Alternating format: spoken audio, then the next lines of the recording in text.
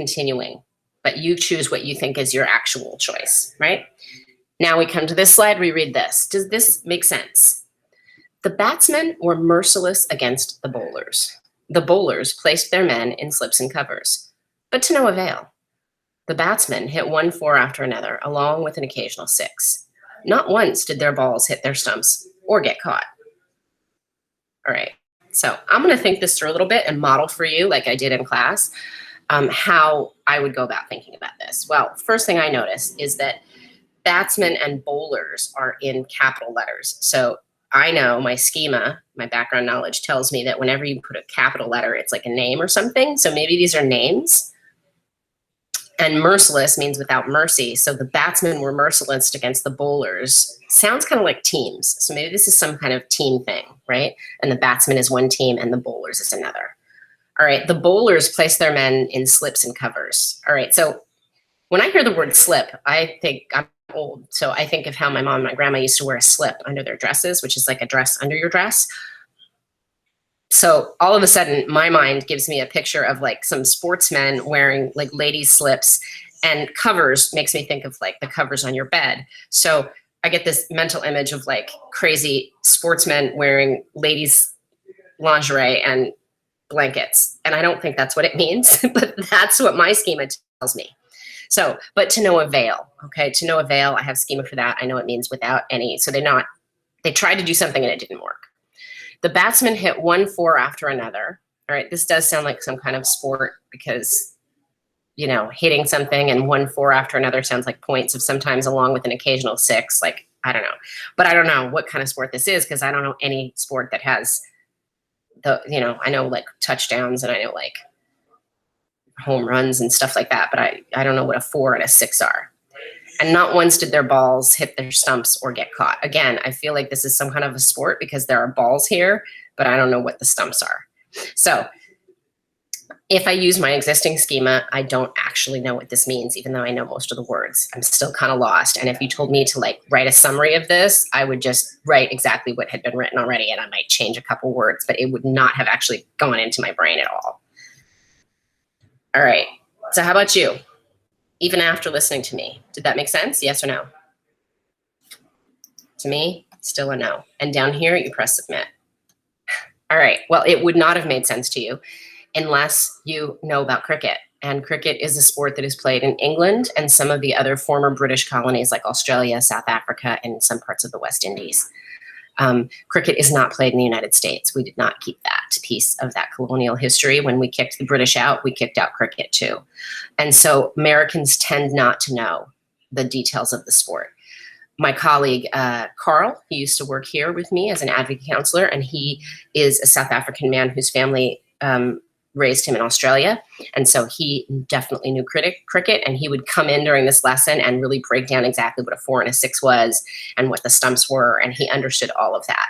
And he did not get an image of men wearing ladies' slips and blankets when he saw the slips and covers, because that means something in cricket.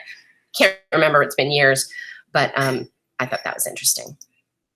All right, so when we're talking about this concept of activating schema, right, it's really about finding the similarities between what you're reading, and you read everything, right? So you don't just read words on a page, you also read movies, you read stories, you read the news, you read events in your life, you read people that you meet, right? You decide whether or not you think they're trustworthy based on your read of them.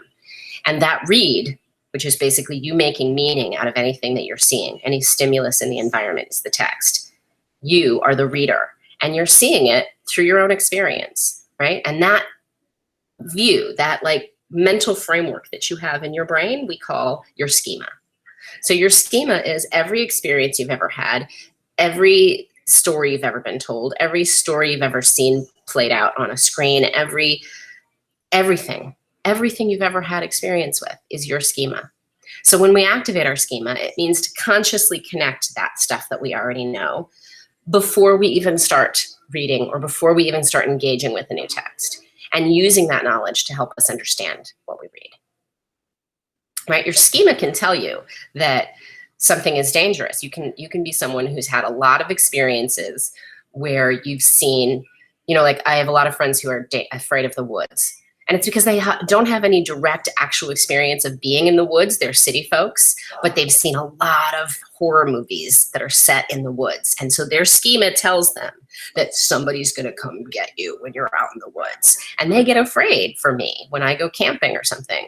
But my schema is different because I grew up going camping and I've spent a lot of time in the woods. I've gone camping alone.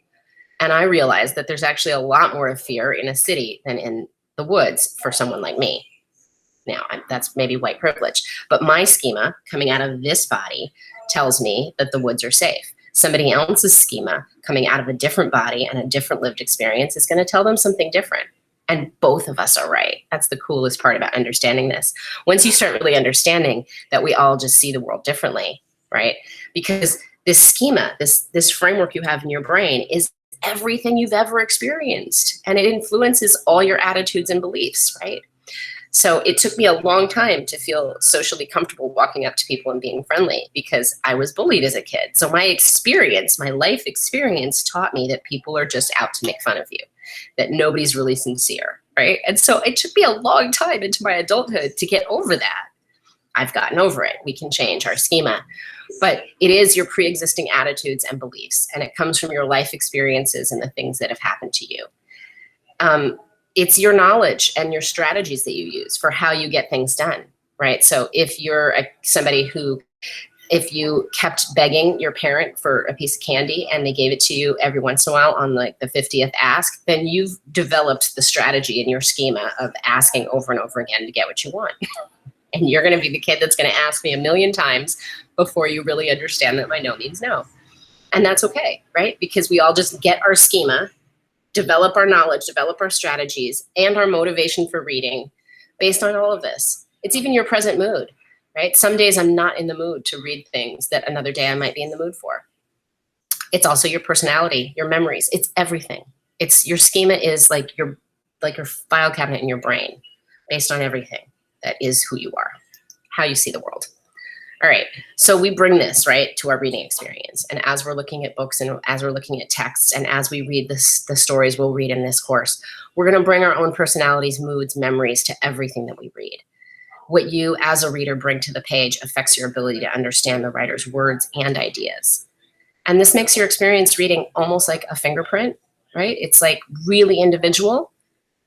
All right, so test what you know on this page, so no stress. I'm going to keep going. What's in a name? So you might have been taught this lesson before. I love to use the word schema because I like to think of it as that bigger concept of like your worldview or the way that you see the world is shaped by this thing called a schema, which is like a blueprint or a plan in your brain, sort of like a file cabinet, right? Like every time I got disappointed by a friend and found out they were just making fun of me, I put that in the same file cabinet until that file folder got really fat and was looking for more like it. So your other teachers might have taught you this in a more superficial way. They might have just talked about your background knowledge, your previous knowledge, your prior knowledge, or they might have tried to explain it in this more complex way and called it a frame of reference. Whatever they were saying, it was all the same concept, the same idea. So another poll, quickly. Have you learned this concept before under another name? Yes or no? All right, I have. So I'll click yes and I'll submit, and it won't let you go through if you don't, as we see. All right, so good readers activate their prior knowledge before, during, and after reading. They use this knowledge as a framework for learning new information, and they decide if they need more information for understanding, right? So one thing that's true is as you're reading along, whatever it is, you might come across something that you just don't know. This was just designed to be a break, take a memory test. And then we'll come back. All right, so let's find some connections between our life and the lives of the people that we're reading about. And that helps us understand them better. When I'm reading a story about a character, if I can put myself in their shoes and imagine what the world looks like from their perspective, then I can understand why they're doing what they're doing.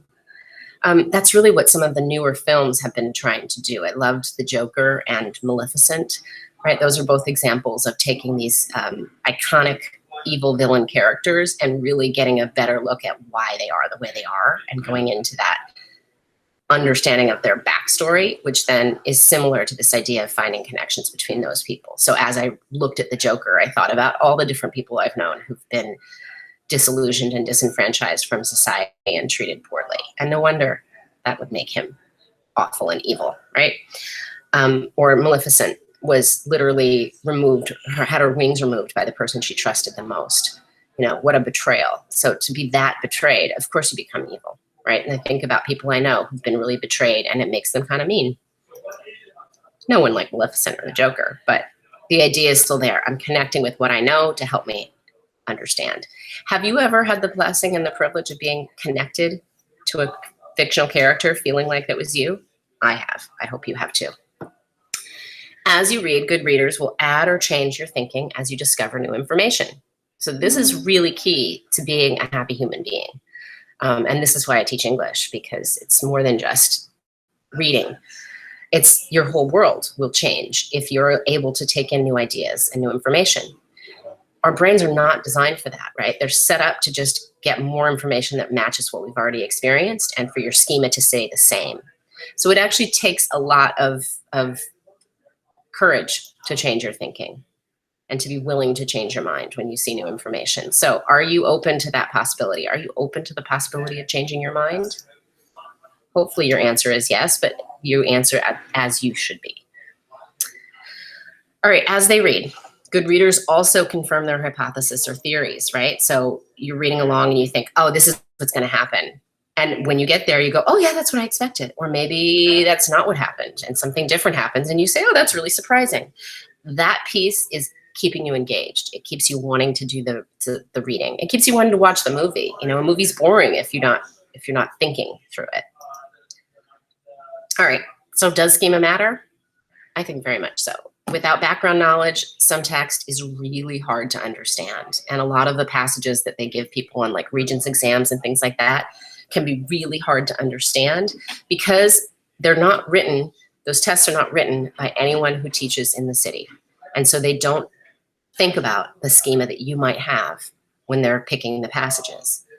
So if you're thinking about different students than the students that are taking the test, then of course the test passages might not have the right schema. Makes sense. But if you don't know some basic background information, then when you read it, it's just, the meaning is lost on you, right? And this is true in everything, in everyday life. I'm thinking about the newest Fight the Power that came out this summer by Public Enemy. And in the second verse, Rhapsody talks about, you know, all this powerful stuff. She talks about Booker T. Washington and just really quick rhymes that are dense with meaning because you have to know all this stuff to know what she's talking about. So like, let's say you don't know who Booker T. Washington is. Well, then that verse means very little to you. You might just like the rhyming words, but you don't actually get it, not what she was trying to say, because there's all these other little allusions that she's making and you need to know them, right? So even if you know all the words, you can sometimes not understand the text because you're missing allusions. You're missing those sorts of things. The further you go in school, the more this background knowledge matters because they expect you to keep building stuff. And a lot of times school will just expect that you've been exposed to this already and that you already know this. And so if you miss some lessons, you might feel lost. You're going to need persistence to keep doing the research that you need to understand everything. So whatever comes at you, if you don't understand it, you know, that's why we invented Google. And it's a pretty amazing tool, you guys. I used to have to use like books and go to libraries and stuff and find out the same things. You just, I hope so. All right, last bit of this lesson before we go. There are 3 types of connections. There are text to selves. How does this text connect to your past experience or your prior knowledge? There's text to text. How does this text connect to another piece of writing? And there's text to world. How does this text connect to what I know about the world? All right. You're going to use those concepts to activate your schema about Finding Nemo. Right? Finding Nemo is a story that was put out in 2004. I figure you were probably old enough to have watched that as a small child. It's about the right time. So if I'm going to do a text to self on this one and activate schema, well, I'll tell you, I have a tear just like Dory. I mean, It's awful. So if I've asked you the same question over and over again, please don't be offended. I just have zero memory for lots of things. I will always remember how you make me feel, but I will never remember like the details, which is a good thing because you can kind of tell me any of your secrets and they'll just fly right out of my brain. Did some permanent brain damage when I was an adolescent, so we could have that conversation sometime. You share your thoughts here too, okay? Try and do all three kinds. So here's a text to text, right? Is that all the Pixar movies from this era, from this time period, which is kind of early Pixar, had those adult jokes that kids missed when they watched it. I don't know if you know that, but there's a bunch of adult stuff. If you haven't seen Finding Nemo recently, there's probably stuff you'll see and go, oh, that was there the whole time and I didn't even notice it, right? It's like if you didn't have the schema to see it, you wouldn't have seen it. And a lot of the Pixar movies have that as a thing that they do, which is really, I love it. It was not true of the Disney movies when I was a little girl. There was nothing for the grown-ups in those. So these days, they're just more fun. And then text to world. Well, kidnapping is a terrible issue that makes parents afraid all over.